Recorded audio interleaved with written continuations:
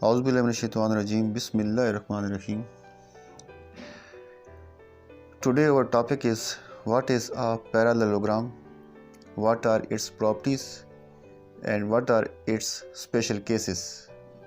तो इस वीडियो के बाद इंशाल्लाह हम इस काबिल हो जाएंगे कि हम बता सकेंगे कि एक पैरेललोग्राम या उर्दू में मुतवाज़िल इज़रा क्या होती है, इसकी कौन कौन सी ख़ास खुसूसियात हैं या प्रॉपर्टीज़ हैं और इसके कुछ स्पेशल केसेस कौन से हैं, तो डिटेल से हम डिस्कस करेंगे। और मैं उम्मीद करता हूँ कि इस वीडियो को देखने के बाद पैरेललोग्राम के बारे में किसी किस्म का कोई इबाहम आपके जहन में नहीं होगा, किसी किस्म की कोई कन्फ्यूजन आपके जहन में नहीं होगी।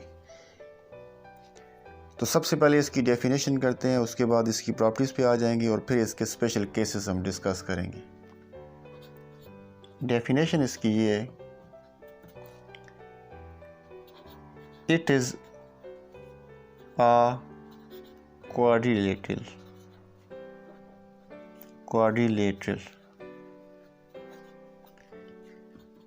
in which opposite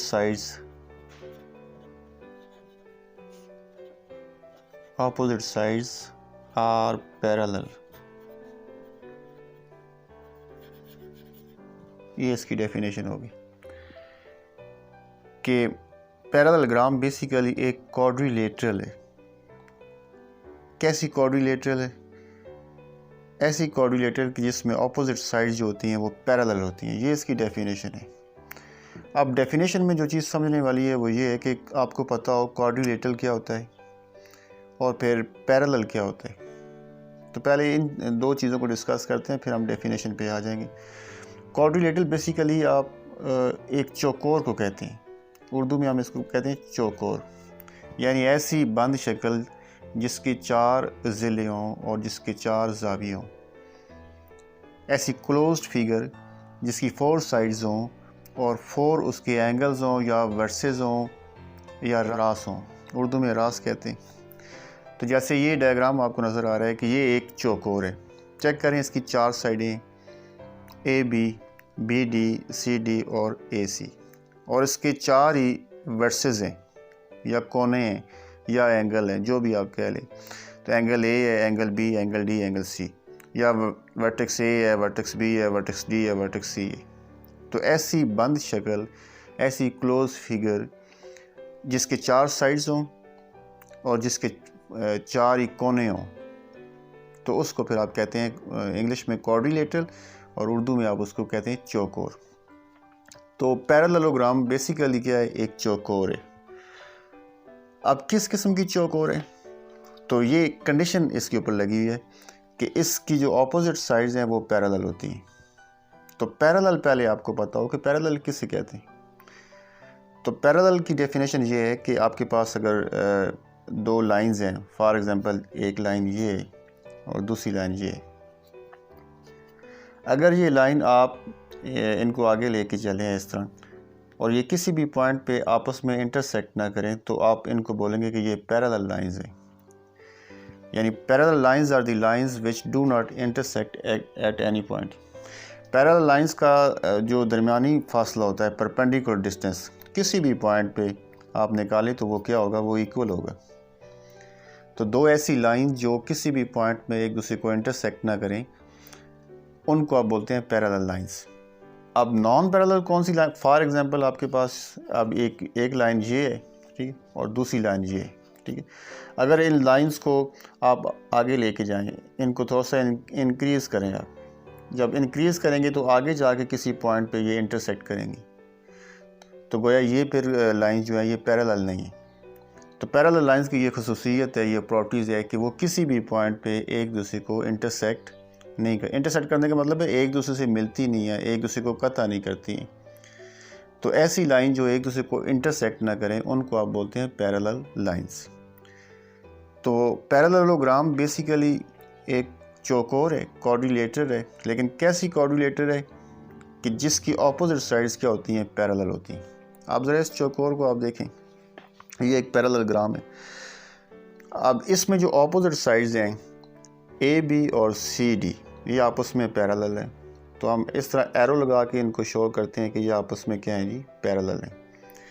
तो इसको लिखेंगे यूँ आप, A B is parallel to C D, इस तरह हम इसको लिखते हैं। सिमिलरली ये जो ए सी है और बी डी है, ये भी आपस में क्या है, पैरेलल हैं। तो ए सी और बी सी बी डी, ए सी और बी डी ये भी आपस में क्या है जी, पैरेलल।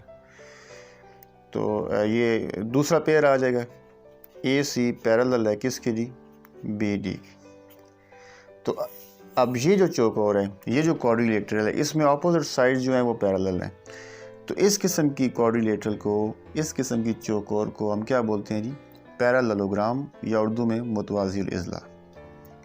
मैं फिर रिपीट करता हूँ, पैरेललोग्राम किसे कहते हैं, एक चौकोर को कहते हैं, ऐसी बंद शक्ल जिसके 4 ज़िले हों, 4 कोने हों, और उसमें ऑपोजिट साइड्स, ऑपोजिट का मतलब है आमने सामने वाली साइड्स, मुखालिफ साइड्स, यानी जैसे ए बी है तो ए बी के ऑपोजिट क्या है, सी डी है। ए सी है तो ए सी के ऑपोजिट क्या है, बी डी है। तो आमने सामने वाली साइड्स जो होती हैं वो आपस में पैरेलल होती हैं या मुतवाज़ी होती हैं। तो इस किस्म की चौकोर को आप बोलते हैं पैरेललोग्राम, और उर्दू में भी कहते हैं मुतवाज़िल इज़ला। अब इसके बाद इसकी कुछ प्रॉपर्टीज़ हम डिस्कस करते हैं। पैरेललोग्राम की पहली प्रॉपर्टी ये है कि its opposite sides are always equal. ये इसकी पहली प्रॉपर्टी है।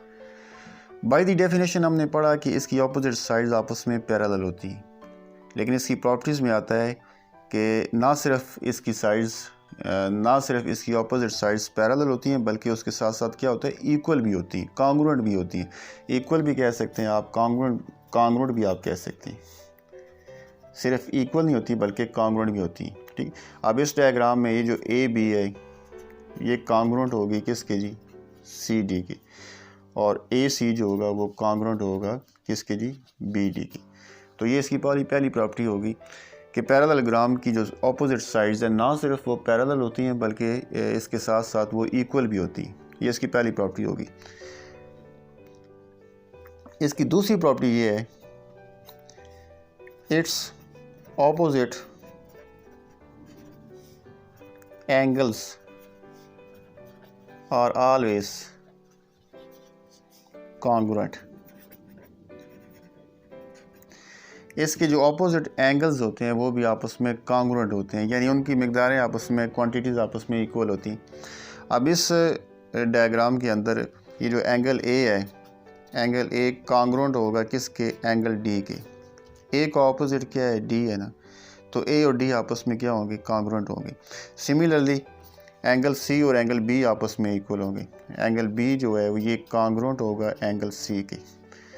तो किसी भी किस्म की पैरेललोग्राम आप बना लें, चाहे छोटी है चाहे बड़ी है, किसी भी साइज़ की, किसी भी लेंथ की, उसमें ऑपोजिट एंगल जो होंगे वो हमेशा इक्वल होंगे या कॉन्ग्रुएंट होंगे।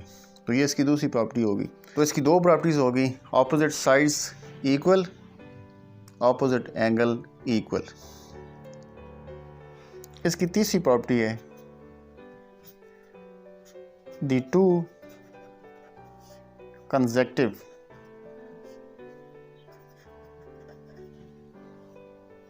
angles are always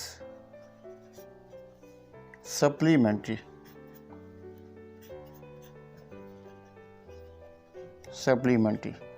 यानी इसके दो कंसेक्टिव एंगल जो हैं वो हमेशा सप्लीमेंट्री होते हैं।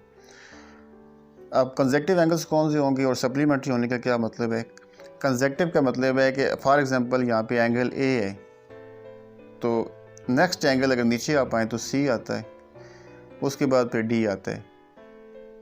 तो कंसेक्टिव का मतलब है कि जो मुसलसल आ रहे हैं, लगातार आ रहे हैं, यानी ए के बाद सी कंसेक्टिव होगा, या अगर एंगल सी आप लेते हैं तो सी के बाद डी कंसेक्टिव आ जाएगा, यानी छोड़ना नहीं है दरमियान में किसी एंगल को।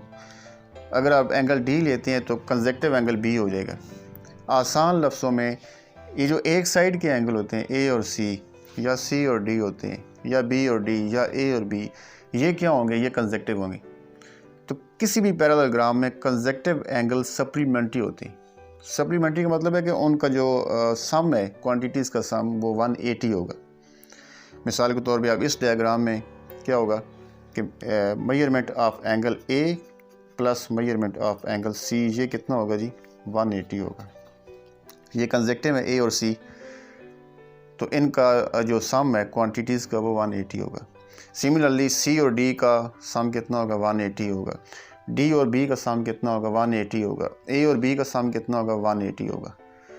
तो जो एक साइड वाले एंगल हैं या कंजेक्टिव एंगल हैं पैरेललोग्राम के अंदर, उनका सम हमेशा 180 के इक्वल आता है। तो अगर दो एंगल्स का सम 180 हो तो हम उनको सप्लीमेंट्री बोलते हैं। तो ये पैरेललोग्राम की तीसरी प्रॉपर्टी है कि उसके कोई भी दो कंजेक्टिव एंगल्स आप ले लें तो वो सप्लीमेंट्री होंगे। चौथी property, if any one of the angles of parallelogram is 90 degree, then the remaining all three angles will also be of 90 degree। चौथी प्रॉपर्टी इसकी ये है कि अगर पैरेललोग्राम का कोई एक एंगल 90 का हो जाए तो फिर बाकी जो तीन एंगल्स हैं वो भी 90 के होंगे। वो किस तरह? फॉर एग्ज़ाम्पल ए जो है 90 का है, तो अगर ए 90 का है तो प्रॉपर्टी नंबर 3 में हमने पढ़ा है कि दो कंजेक्टिव जो होते हैं वो सप्लीमेंट्री होते हैं, उनका सम 180 होता है। तो अगर ये 90 का होगा तो लाजमी बात है सी भी कितने का होगा? 90 का होगा।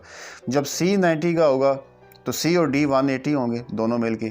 तो सी जब 90 होगा तो डी भी कितने का हो जाएगा? 90 का हो जाएगा। तो अगर डी 90 है तो लाजमी बात है डी और बी दोनों मिलके 180 हैं, तो फिर बी कितने का हो जाएगा? 90 का हो जाएगा। तो अगर कोई एक एंगल पैरेललोग्राम का 90 का होगा तो इसका मतलब होगा बाकी तीन भी क्या होंगे? 90 के, यानी चारों एंगल कितने के हो जाएंगे? 90 के होंगे। ये इसकी चौथी प्रॉपर्टी आ गई। प्रॉपर्टी नंबर 5 ये है, the two diagonals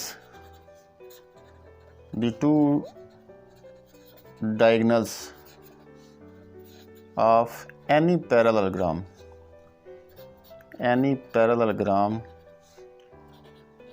bisect each other। पांचवी प्रॉपर्टी ये है कि the two diagonals of any parallelogram bisect each other, यानी पैरेललोग्राम के अगर डायगोनल आप ड्रा करें तो वो डायगोनल एक दूसरे को बाइसेक्ट करेंगे। अब पहले तो आपको पता हो कि डायगोनल्स किसे कहते हैं और फिर आपको पता हो कि बाइसेक्ट किसे कहते हैं।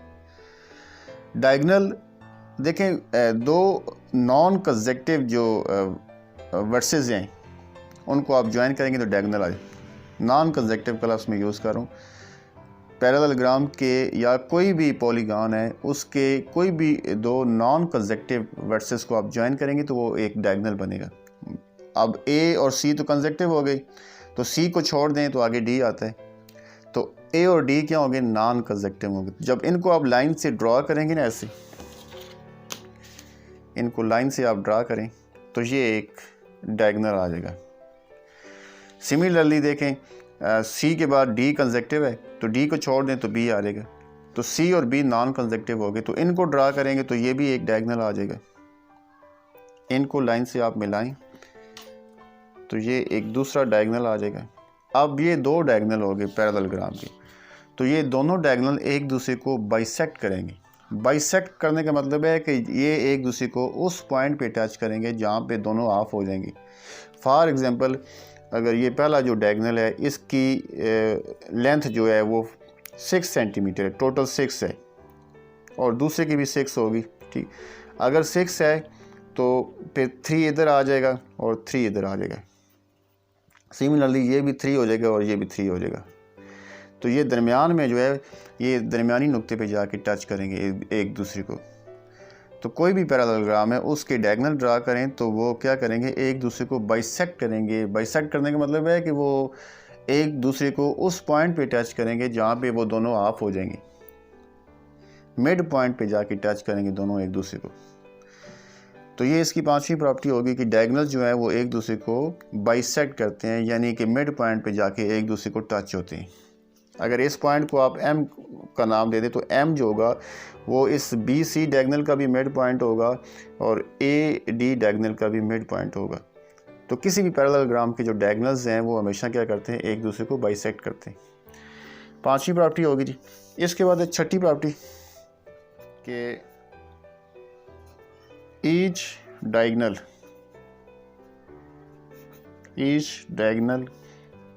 Of parallelogram separates it into two congruent triangles। ये इसकी छठी प्रॉपर्टी कि किसी भी पैरेललोग्राम का जब आप कोई डायगोनल ड्रा करते हैं तो वो डायगोनल उसको दो बराबर ट्रायंगल्स में तकसीम करता है। फॉर एग्ज़ाम्पल अगर ये एक पैरेललोग्राम है फॉर एग्ज़ाम्पल, ठीक है जी, इसका नाम रख लेते हैं ए बी सी डी। यहाँ पे एक डायगोनल आप ड्रा करें। अब दो ट्रायंगल्स होगी, पहली है ए बी सी और दूसरी है बी सी डी। तो इन दोनों के जो एरिया होंगे, इस एरियाज़ जो होंगे ये आपस में क्या होंगे जी, बराबर होंगे। तो जब भी आप किसी पैरेललोग्राम का डायगोनल ड्रा करेंगे तो वो डायगोनल उस पैरेललोग्राम को क्या करेगा, दो बराबर ट्रायंगल्स में तकसीम करेगा। ऐसे नहीं होगा कि एक ट्रायंगल का एरिया ज़्यादा हो दूसरी का कम हो, दोनों के एरिया बराबर होंगे। तो ये इसकी छठी प्रॉपर्टी होगी। अब कुछ स्पेशल केसेस हैं वो हम डिस्कस करते हैं। पहला स्पेशल केस ये है कि अगर किसी पैरेललोग्राम के चारों एंगल्स इक्वल हों, if all angles are equal, तो फिर क्या होगा। अब चेक करें, आपके सामने मैंने एक पैरेललोग्राम ड्रा किया ए बी सी डी। ये एक पैरेललोग्राम है क्योंकि इसमें ए बी और सी डी आपस में पैरेलल हैं और ए सी और बी डी आपस में पैरेलल हैं। अब पैरेललोग्राम में हमने पढ़ा कि उसकी प्रॉपर्टीज़ के अंदर हमने पढ़ा कि उसके कोई भी दो ऑपोजिट एंगल्स आपस में इक्वल होते हैं, यानी कि ए इक्वल है किसकी, डी की, और बी इक्वल किसके, सी की। लेकिन अगर इस तरह हो जाए कि बजाय दो के चारों आपस में इक्वल हो जाएं, चारों, जैसे अब इस डायग्राम में चारों इक्वल हैं, ए बी के इक्वल है, बी डी के, डी सी के, सी ए के इक्वल है। तो अगर किसी पैरेललोग्राम के अंदर चारों एंगल्स इक्वल हो जाएं तो फिर उस पैरेललोग्राम को हम बोलते हैं कि वो एक रेक्टेंगल है, रेक्टेंगल, या उर्दू में आप इसको मुस्ततील कहते हैं। मतलब कि रेक्टेंगल या मुस्ततील भी बेसिकली एक क्या होती है, पैरेललोग्राम होती है। लेकिन ऐसी पैरेललोग्राम जो एक एक्स्ट्रा कंडीशन सेटिस्फाई करती है, और वो एक्स्ट्रा कंडीशन कौन सी है कि उसके चारों एंगल्स आपस में इक्वल होते हैं।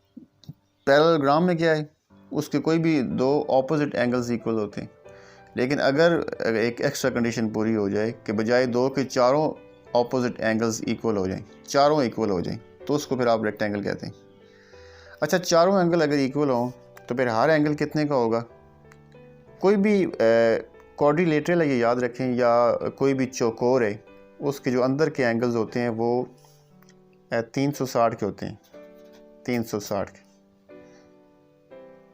तो अगर चारों एंगल इक्वल हो जाए तो एक कितने का होगा, लाजम बात है 90 का होगा। ये भी 90 होगा, ये भी 90 होगा, ये भी 90 होगा और ये भी 90 होगा।